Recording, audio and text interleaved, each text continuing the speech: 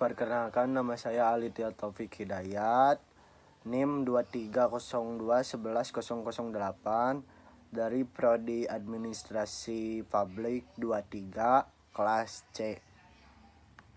Perkenalkan, nama saya Kristiana Sari dari Prodi Administrasi Publik Universitas Muhammadiyah Bandung. Perkenalkan, nama saya Nandita Septianingrum dari Prodi Administrasi Publik kelas C 23 dari Universitas Muhammadiyah Bandung. Perkenalkan, aku Rifa Nadia Salsabila dari Prodi Administrasi Publik Universitas Muhammadiyah Bandung. Hai, perkenalkan nama saya Reni Febrianti dengan NIM 2302110095 dari Prodi Administrasi Publik Universitas Muhammadiyah Bandung. Perkenalkan, nama saya Salsabila Fitrini Putri dengan NIM 2302111121 Prodi Administrasi Publik Universitas Muhammadiyah Bandung. Perkenalkan, nama saya Siti Nurul dengan NIM 2302111109. Ready, kids? Aye, aye, Captain! I can't hear you! Aye, aye, Captain! Oh!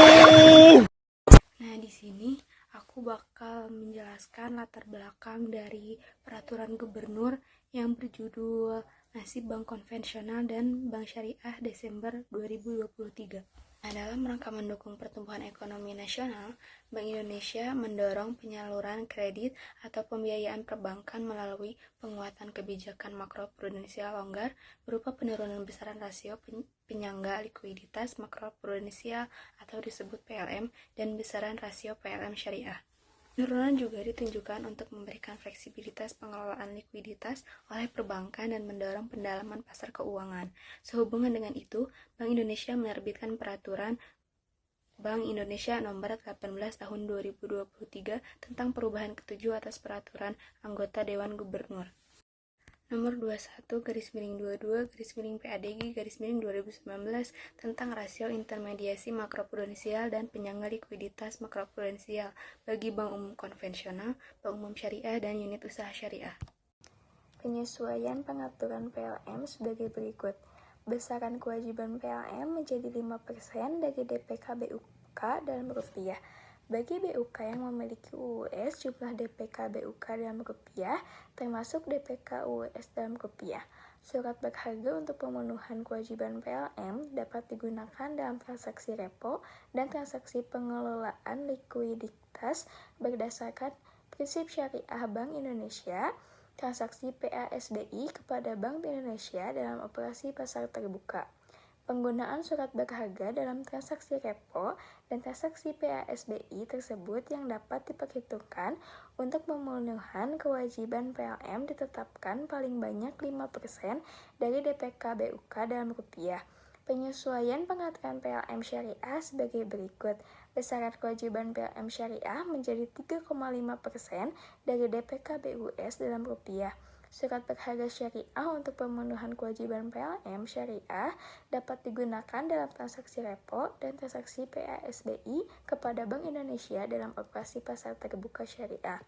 Penggunaan surat berharga syariah dalam transaksi repo dan transaksi PASBI tersebut yang dapat diperhitungkan untuk pemenuhan kewajiban PLM syariah ditetapkan paling banyak 3,5% dari DPK BUS dalam rupiah.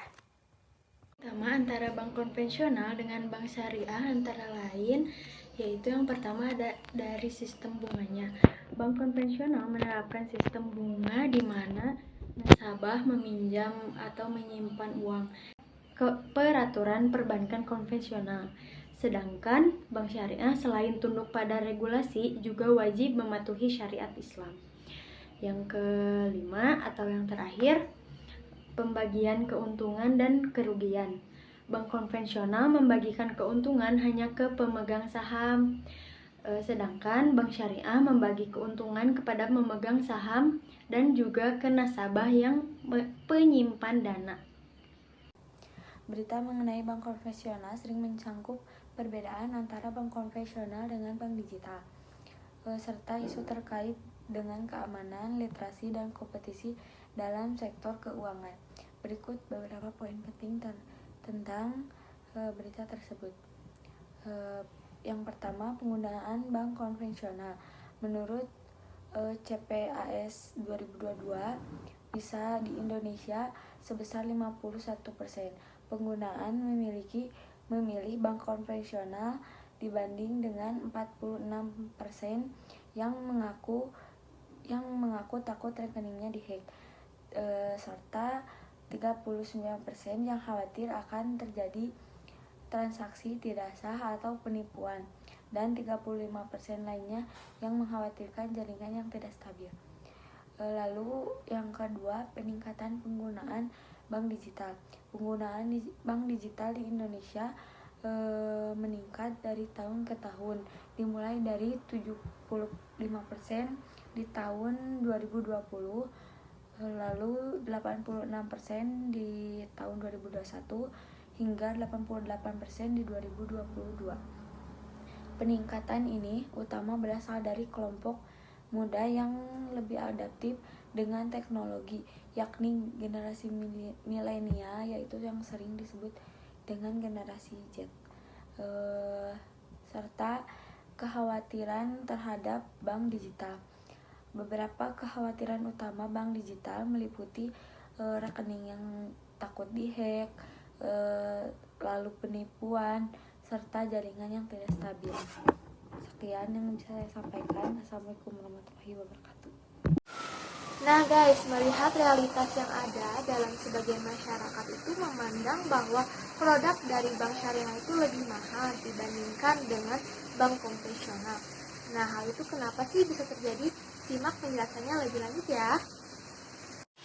Poin yang pertama itu pengaruh akad yang memiliki harga tetap dan tidak bisa dipengaruhi oleh inflasi, sehingga hal ini berbeda dengan hal bank konvensional yang bisa menawarkan flat rate yang lebih fleksibel. Nah, untuk poin yang kedua, logikanya itu seperti ini ya guys. Bank syariah itu kan baru berkembang, sehingga skalanya itu masih kecil.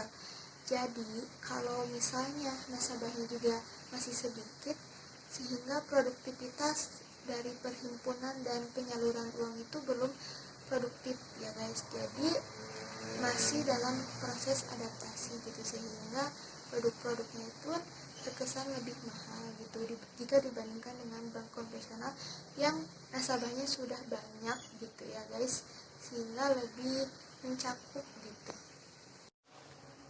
Dan yang ketiga itu customer rate-nya juga lebih tinggi, cost of-nya juga lebih tinggi, tapi market share-nya juga masih kecil yang baru mencapai 6,5%.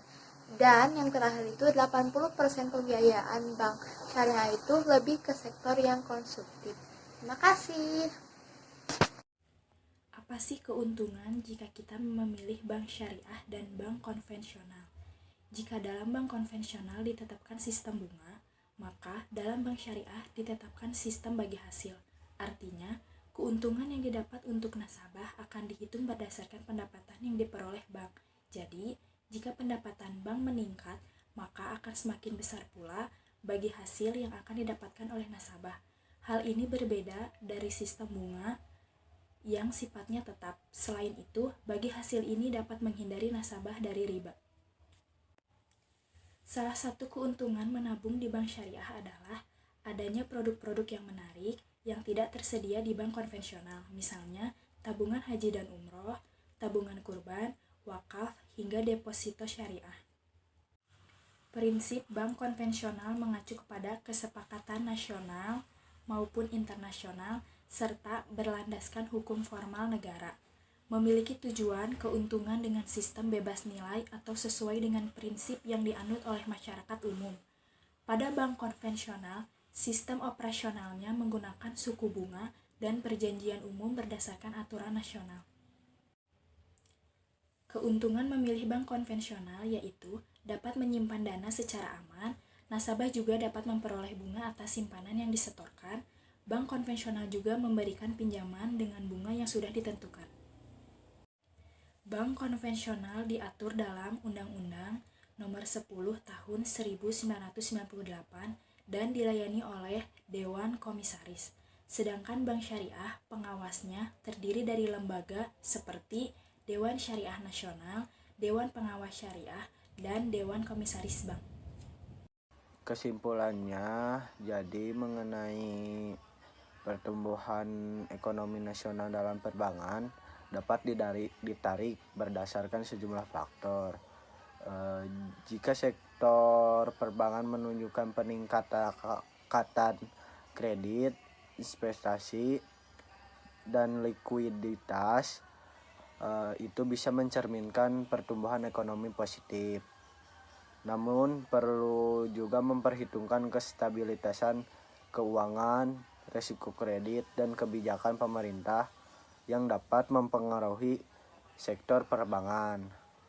Kesimpulan terbaik memerlukan evaluasi menyeluruh terhadap kinerja perbankan, dinamika ekonomi, dan faktor-faktor eksternal yang relevan.